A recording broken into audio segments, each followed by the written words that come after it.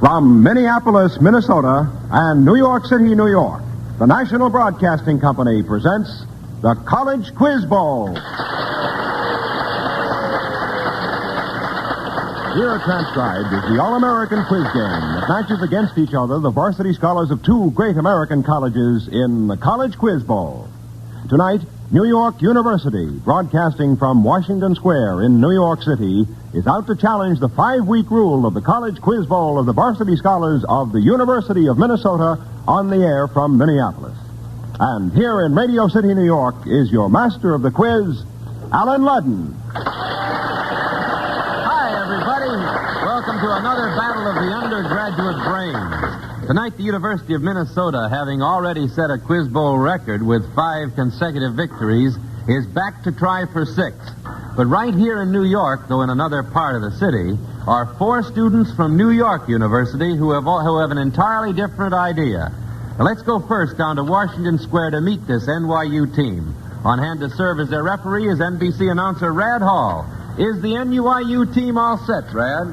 I would say they're definitely ready, Alan. I don't think Minnesota's Quiz Bowl record has any scare value whatsoever at NYU. And here to introduce themselves is the New York University team. Harriet Weintraub, Brooklyn, New York. Herb Savell, Astoria, New York. Barbara Delatina, Brooklyn, New York. Bill Bernstein, Bronx, New York. And that's the team from New York University. Now, let's go out to the Minneapolis campus in Minneapolis, Minnesota. Ben Clayton of station KSTP is back on hand to act as referee for Minnesota. So, have you got your team with you, Ben? Yes, sir, I have, Alan. Exactly the same Minnesota team which has come out on top for the past 5 weeks. Here they are. Tom Clayton, Winona, Minnesota. Roger Feinstein, Pelham, New York. Colleen Helgeson, Excelsior, Minnesota. And Jack Davies, Coleraine, Minnesota. Okay,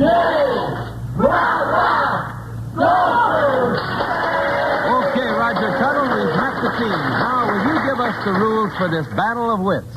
The quiz is set up to determine how much these varsity scholars know and how quickly they can call upon their knowledge. And so we have toss-up questions, and this is the way they work. Alan Ludden asks a question, and the first team to signal it has the answer gets a chance to answer. When NYU signals, you will hear... And when Minnesota signals, you'll hear... By means of a special electronic selector, the team which signals first, even by a split second, activates its light here on the board in front of Alan and makes it impossible for the other team's light to flash. Now, if the team winning a chance at the toss-up question gives a wrong answer, the question then goes to the other team. And whichever team gives the right answer gets a bonus question. Now, each question is worth a designated number of points. And the team with the most points at the end of the game is the winner and returns next week to defend its title in the College Quiz Bowl. Well, that's the way the game is played, so now let's play it.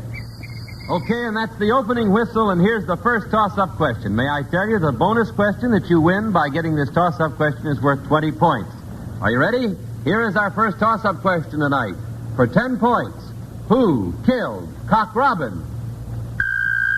Minnesota. Roger Feinstein has his hand up. I said the sparrow with my little bow and arrow. I killed Cock Robin. Oh, you said right for 10 points, Roger Feinstein. Okay, and for remembering who killed Cock Robin, a very erudite question for you College Quiz Bowl scholars, I must admit. You have won for the Minnesota campus and Minnesota team a 20-point bonus question. Now, for 20 points, I want you to tell me what you would be doing if you cut in the woofer, threw in the middle, and called upon the tweeter.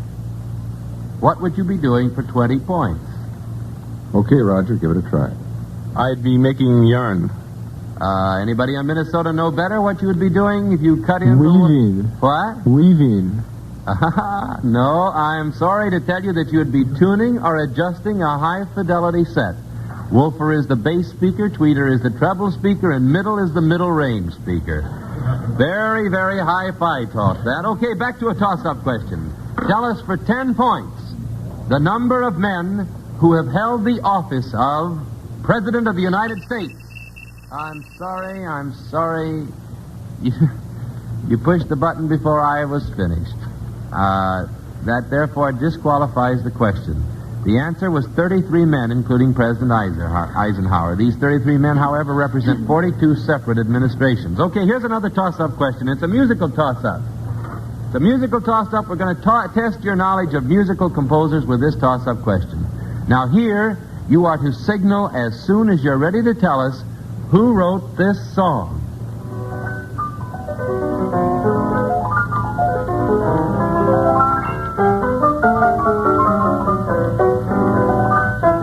Who wrote this song? Signal when ready. NYU. Bill Bernstein. Would that be Cole Porter? Can you take it, Minnesota? Can you take it, Minnesota? Jack Davies has his hand up. Joan Kern. I'm sorry, it was Duke Ellington. That was Sophisticated Letty that you didn't recognize. Here's another toss-up question. For 10 points, name the new permanent British delegate to the United Nations. No takers? No takers? Okay, I must tell you, it is Sir... all right, NYU. Is it Manny McNeil? I'm sorry. Can you take it, Minnesota? No, I'm afraid we can't, Alan. All right, I will tell you. It is Sir Pearson Dixon, who has recently been appointed to replace Sir Gladwin Jebb. All right, here we go with another toss-up question for 10 points. Where did James Morrison of children's fiction tell his mother not to go?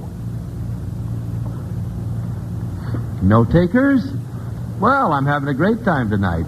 If you remember A.A. Milne's When We Were Very Young, he said, you must never go down to the end of the town without consulting me. That was James Morrison from When We Were Very Young. All right, here we go with another toss-up question.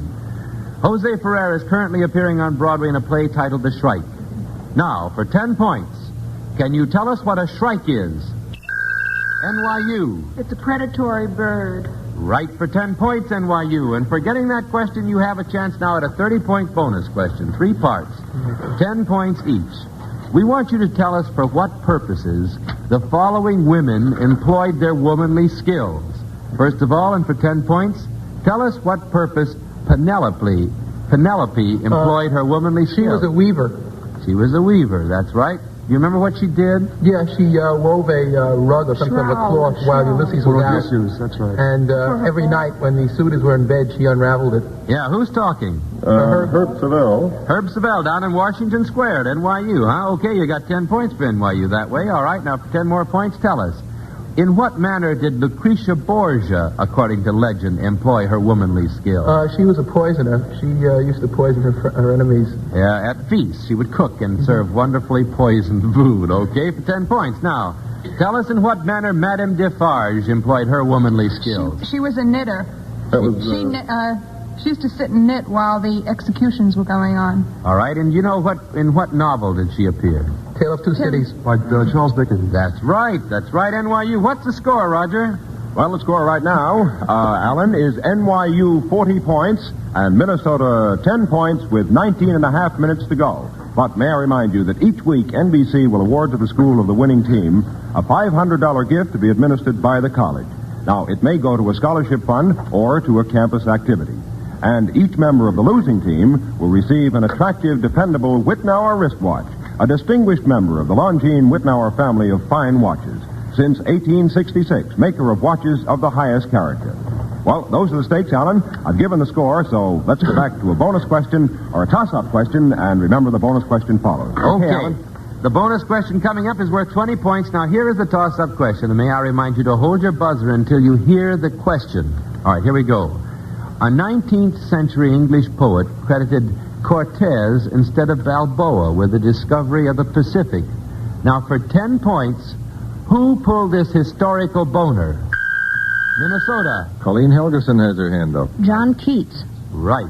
Right for 10 points, Minnesota. Colleen, can you tell me in what work John Keats made this historical boner? In his sonnet on first looking into Chapman's Homer. Oh, you're so right, Colleen. And you won for Minnesota there a 20-point bonus, 10 points each part. Now, what famous American policy, anybody on the Minnesota team, tell me, was launched with these words? The American continents are henceforth not to be considered as subjects for Monroe Doctrine. Who is that, Jack Davies? That's right. Okay, Jack, you're a history major, huh? No. Okay, the Monroe Doctrine in 1823. Now, for 10 more points, what precedent-shattering policy was initiated with this statement? I believe it must be the policy of the United States to support free peoples who are resisting... Truman Doctrine. You don't even let me finish my doctrine, but my policy, but you're so right. Mr. Truman went on to say, to support free peoples who are resisting attempted subjugation by armed minorities or by outside pressures. And that was the Truman Doctrine, as stated by Mr. Truman in March 1947, providing aid to Greece and Turkey. Very good, Jack Davies. Okay, let's go back to a toss-up question. Now, for 10 points, name the city which is the birthplace of Benjamin Franklin. Minnesota. Roger Feinstein. Boston, Massachusetts. Right, Minnesota, for 10 points. And you got a 30-point bonus question here. It's a bonus question that could earn you 30 points, and all you have to do is know some music. All you've got to do is know some music. And incidentally, this music has been written for overtures, but they're overtures to nothing. That is, they don't precede any larger work. They are unto themselves complete. Now, for 10 points each time, I want you to identify the music. First of all, an overture by Beethoven. Leonore. Anybody want to correct him? Lenore. Anybody want to correct him? 1812. Beethoven. All right, I'm sorry you did not get that. That is the Egmont Overture, Opus 34 by Beethoven. Now, what's the name of this overture by Tchaikovsky? 1812. 1812. Well, that you got for 10 points. Now, here's 10 more points if you can tell us the name of this overture by Berlioz.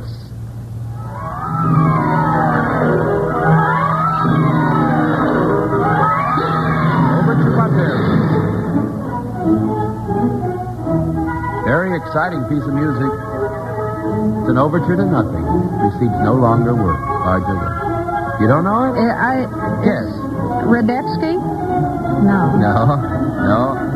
All right, I'll have to tell you, that's the Roman Carnival Overture by Berlioz. Okay, we go back to a toss-up question, and may I remind you now to wait with your buzzer until I finish. We're coming up with a 40-point bonus. Anybody who gets this toss-up gets a 40-point bonus. Now, for 10 points, what young French girl was charged with disobeying her parents, practicing magic, and wearing men's clothing? NYU. Joan of Arc. Joan of Arc. Right for 10 points, NYU, and you have a chance now at a 40-point bonus. Since it's love that makes the world go round, let's see if you can identify for 10 points each the following lovers. First of all, a lover from an operetta who agrees to have his head cut off if he can marry the girl he loves. Anybody on the NYU team? Who was that? He's from an operetta. Don't you know? Okay, I must tell you, it's from Gilbert and Sullivan's Mikado. Nanki Poo agrees to make the sacrifice to marry Yum Yum. Okay, you have still a chance at 30 points. Here's one for 10 points. Tell us, what lover, who is the girl who loses her mind and drowns when she's spurned by the man she loves? Ophelia. Ophelia from? Hamlet. From Shakespeare's Hamlet, right for 10 points, NYU. Anybody in the NYU, tell me now. Tell me, who is it? She's a woman who kills herself when the man she loves leaves Carthage to continue his travels. Dido. Right. Who is that? Herb Savell. Herb Savell, that's right. Dido from what? The Aeneid. That's right. Okay, 10 more points, NYU, if you can tell me the lover who uses his eloquence and wins for another the woman he loves. Cyrano. Cyrano de Bergerac. Who wrote it? Rostand. Edmond Rostand. And who was the woman he was in love with? Roxanne. Right, for 10 points, NYU. What's the score, Roger? Well, Alan, that last bonus question put NYU ahead now 80 points to Minnesota 60 points, and we have 14 minutes to go in tonight's College Quiz Bowl. Okay, here's a toss-up question. For 10 points, tell us what the term sauté means in cooking food. NYU. It's a sauce, isn't it? No, it's Well, can you take it, Minnesota? Yes, Colleen Helgeson. It's salted. Oh, you missed it then, Colleen. You're not a cook, I guess, huh? It's browned or fried. It means browned or fried. Sautéed means browned or fried quickly in a small amount of fat in a frying pan. Okay. Now, here we go back to a toss-up question. For 10 points, tell us, in what state is known as the Buckeye State? Minnesota. Colleen again. Ohio. Ohio, right for 10 points, Minnesota. And forgetting that, Colleen, you won for Minnesota a chance at a 20-point bonus. Now, you know, a turkey usually comes smothered in giblet gravy and accompanied by cranberry sauce. But for 5 points each, I want you to tell us, first of all, what turkey means in theatrical parlance. Anybody on the Minnesota team? A dud. A dud? That's right. Is that you, Jack Davies? That's right. I wish I could see your expression as you said dud. Okay, now tell me, anybody in the Minnesota team way out there in Minneapolis, what does it mean to talk turkey? Man to man, tell the truth. Talk business or to the point. Candidly. That's right, to talk turkey, to talk terms. That's right, to talk candidly. That's right for 5 points. Now, for 5 more points, tell me what kind of turkey cold turkey is. Something that's passé, isn't it? No. That's one kind of bird you don't know, Golly. Oh. Wait a minute, we do. What is a cold turkey? What is it? It's when it's in the bag. That's right. It's a sure thing. Right for 5 points. Now, for 5 more points, what is a turkey trot? It's a type of dance. That's right for 5 points. Okay, and here we go back to a toss-up question. Now, the big three leaders are now meeting in Bermuda.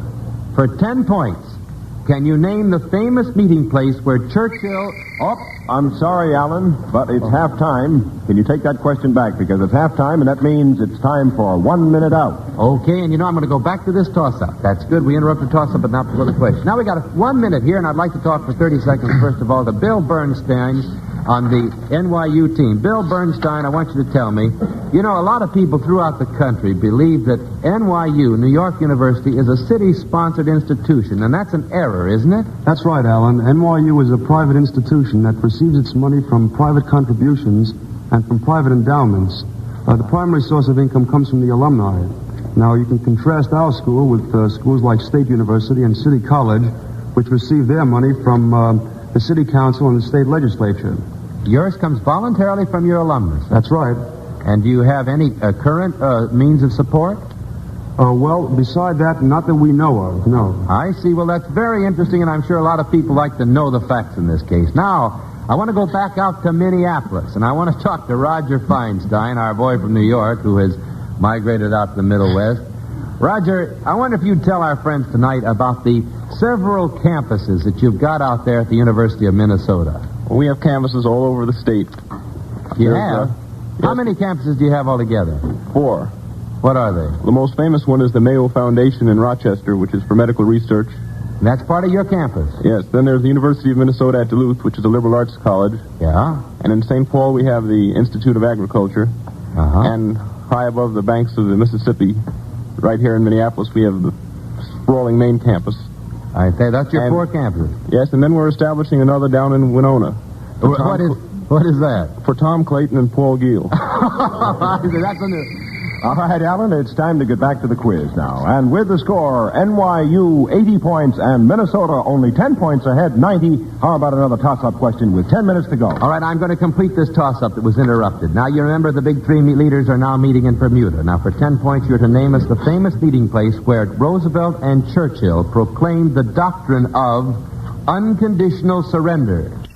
NYU. Was that Casablanca? That was right. That was Casablanca for 10 points to NYU, and you won a 20-point bonus.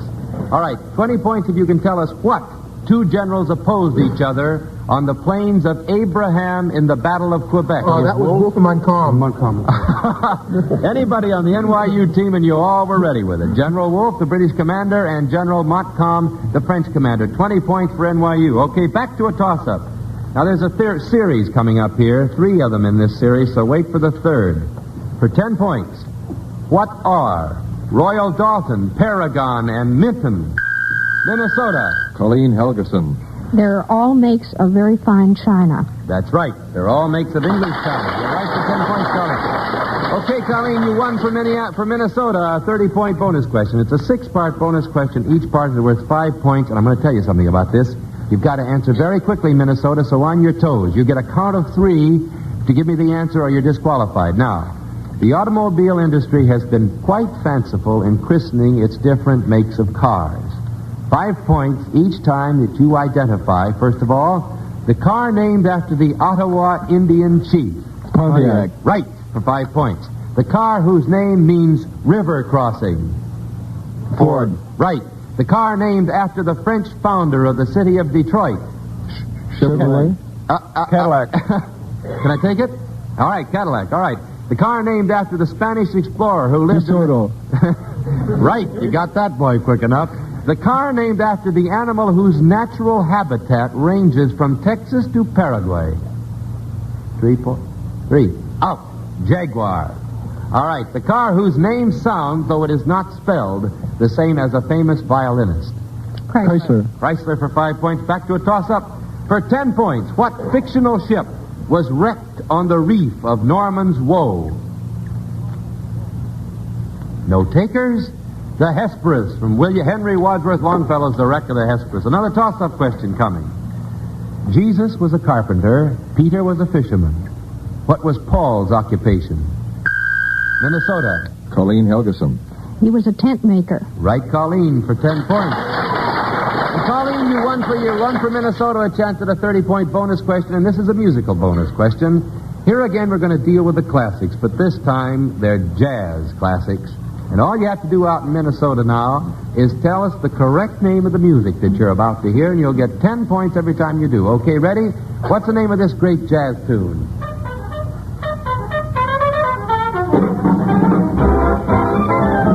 Anybody on the Minnesota campus? Oh, you don't know the bugle call rag? Okay, try this one. You'll get 10 points if you can name this jazz classic. Don't you like jazz in Minnesota? Go ahead. Try it. Nobody out in Minneapolis knows. Four blanks again, I'm afraid. When the Saints go marching in. Okay, what's the name of this great favorite with all jazz musicians?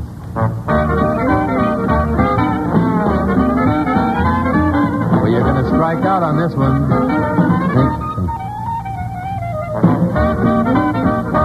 Sorry, I've got to tell you, it's Jazz Me Blues. Okay, we go back to a toss-up now.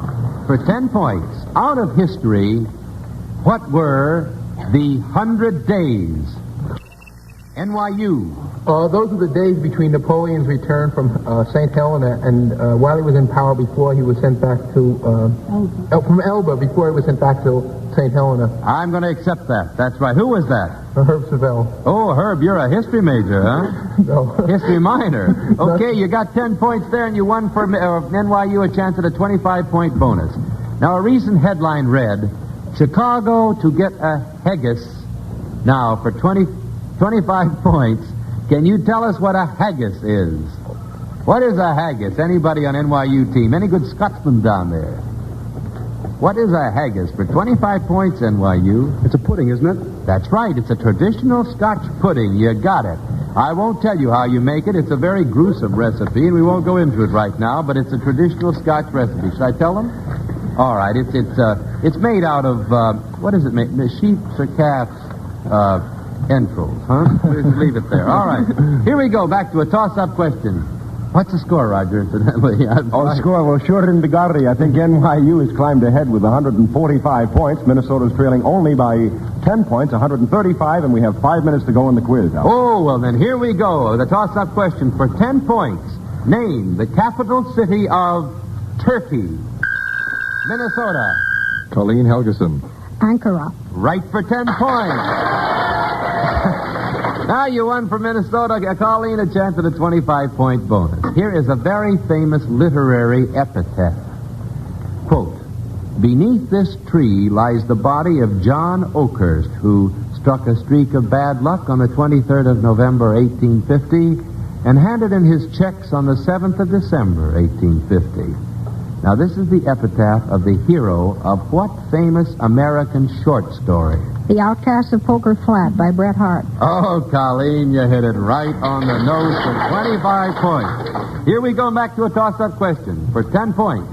In what work of fiction is there a character named Mr. Worldly Wise Man? Minnesota. Colleen Helgeson has her hand up again. Pilgrim's Progress by John Bunyan. Oh, Colleen, you're taking it tonight. That's right for 10 points. And you won for the Minnesota campus a 20-point bonus. Now, the murder of a famous married couple by Kervillo Princip will long be remembered by the world. And for 20 points, we want you to tell us who the couple were and why we will remember the event. It was the Archduke of Austria and his wife. That's right. And the man who killed him was sort of the spot that started the First World War. You're so right. That was why we remember the event. 20 more points for Minnesota. What's the score now, Roger? Well, Minnesota's climbed ahead, Alan. They are now even 200 points to NYU's 145 points. We have 3 minutes to go in tonight's quiz. All right, here we go for 10 points. What man with an ovine name wrote an essay about cooked pork? Minnesota. Jack Davies. Lamb. Right, Charles Lamb. That's right. For 10 points, Minnesota, he wrote an essay upon the dissertation upon roast pig. Charles Lamb with an ovine name. You won, Jack Davies. A chance for Minnesota at a 25-point bonus question. Now, for 10 points, by what more familiar name do we know the painting La Gioconda? Mona Lisa. Right, Colleen. Now, you'll get 15 points if you can name the composer of the opera La Gioconda. Ponchielli. Ponchielli. Oh, Colleen, that's 25 more points for Minnesota. What's the score now, Roger? Score, Minnesota 235, NYU 145. 2 minutes to go, Alan. Here we go with a toss-up for 10 points. Who used the pseudonym Richard Saunders? NYU. Washington Irving. Washington. Can you take it, Minnesota? 4 blanks. 4 blanks. Richard Saunders. Richard Saunders was the name, yes. I'm sorry, the answer was... Hillary Queen. No, Benjamin Franklin. All right, here we go for 10 points. Name the Supreme Allied Commander of NATO forces in Europe. NYU. General Eisenhower. Oh, Ridgway. Sorry, can you take it, Minnesota? Can you take it, Minnesota? General Alfred Grunther. Here we go with a 10-point question, 10-point bonus toss-up question. Gainsborough painted the Blue Boy. Who painted the Little Red Boy? Minnesota. Colleen Helgeson again.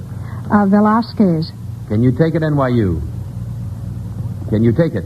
Goya. No, we're befuddled. Goya painted the Little Red Boy. All right. Her maiden name was Marion Tweedy. Her married name was Mrs. Bloom. For 10 points, in what work of literature does she appear?